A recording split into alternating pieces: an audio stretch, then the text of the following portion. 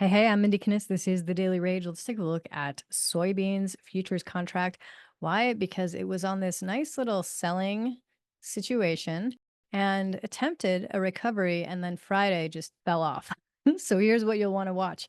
If this can flip this parabolic SAR back up to the top, indicating a stop and reverse of this direction. In other words, it flipped it up going here. So the dots go on the bottom, and if that flips it back down, what I love about that is it's a rotational trade. In other words, it just confirms the trend that was already happening, like down, down, down, down, down this whole time. This happened here. So it only lasted 2 days before it fell down again, flipped it back up, reaffirming the trend going lower. That has the potential to happen down here as well. If you've ever wanted to define your relationship with money as it's complicated, you're definitely going to want to be on this free class that's happening on Thursday night.